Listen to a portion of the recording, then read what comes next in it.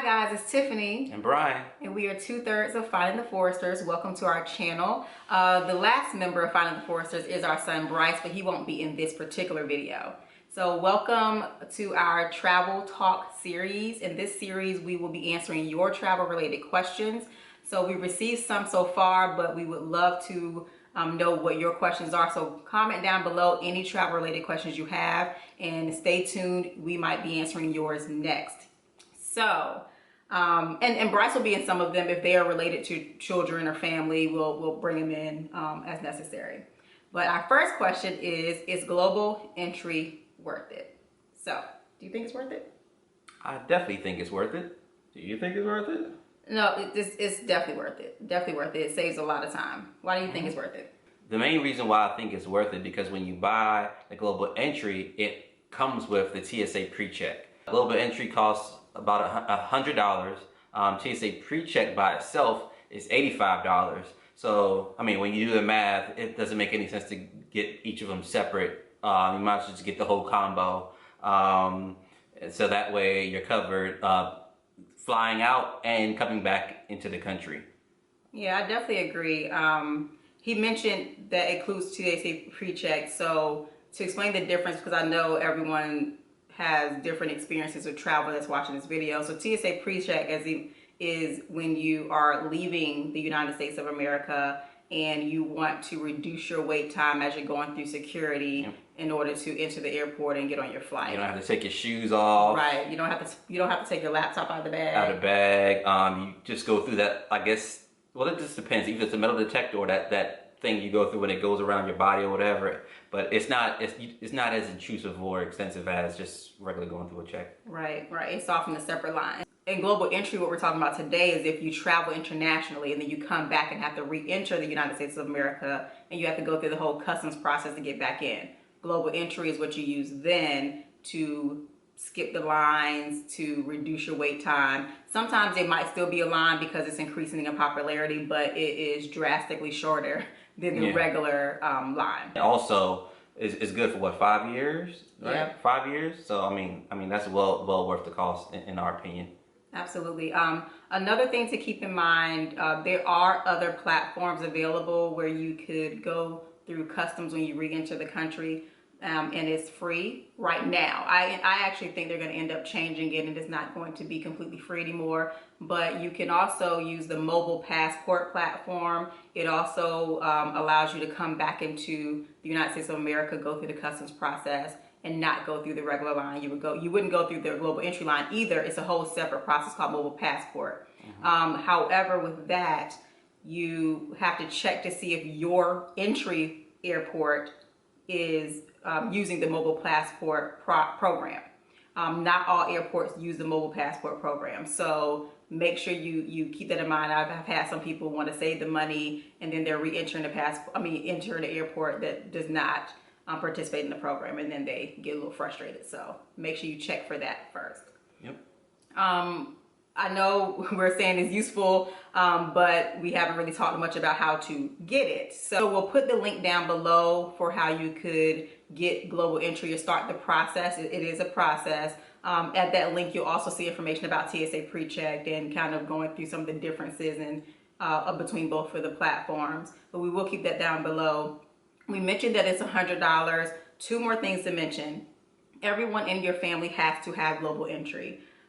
So it's different than TSA pre-check in that regard. With TSA pre-check, if say for example, if I have it and I'm the only one that has TSA pre-check in the family, however, we book me, Brian, and Bryce's flight all under my name, Brian and Bryce for that flight will also have TSA pre-check. It does not work like that for global entry. If I'm the only one that has global entry and we re-enter the country, only I can go through global entry. So everyone in your family has to have their own global entry. Bryce has it, we have it, and it's $100 per person. However, if you have a credit card, check to see if they will reimburse you for global entry. A lot of them do, so check that. See if that's the way that you can buy global entry and get reimbursed for it. So how about the process? Do you think that's tedious or? The process is pretty simple. I mean, they kind of make it seem like it's a little bit more complicated than it really is. You just, like she said, just go online, you fill out the required forms and information, and then basically once you submit that, you pay for it right there, if I can remember properly. You pay for it right there, and then they wait to process it, and then you have to select your local airport and and reserve a time where you could go for an interview. So one of the TSA agents could interview you, just like simple background stuff, information, what you've been doing like for the past 5 years, how frequently you travel. Just simple. It's really simple. The interview is nothing complicated. Once you do that, you probably will receive your global entry card in the mail within a week or two. I mean, for us, I feel like it took a month total max for us to get our global entry. So it's a pretty pretty easy process in my opinion, and it's pretty fast. Yeah. One thing I will say is when you schedule your interview, because the interview is part of the process, not all airports are interview sites. So they'll let you know if you can do interview there. So it's just select. Unfortunately, some people may live like an hour away from an airport that qualifies as an interview site. We're pretty lucky. We live close to our local airport that's like 15 minutes away is one of the sites.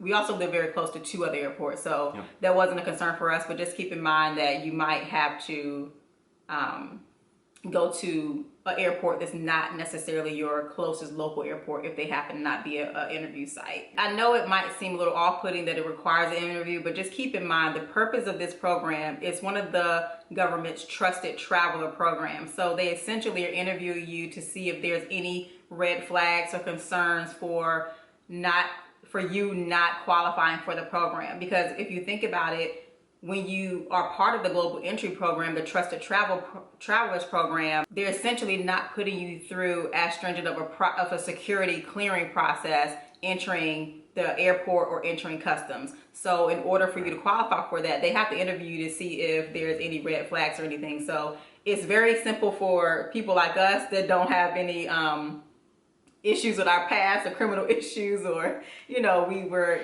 born right here in America. So I just wanted to say that because that experience may not be the same for everyone else. So yeah, it was a very straightforward process for us, but if you have other things in your past that might be questionable, it may not be as seamless of a process. So just keep that in mind. It is a trusted traveler program.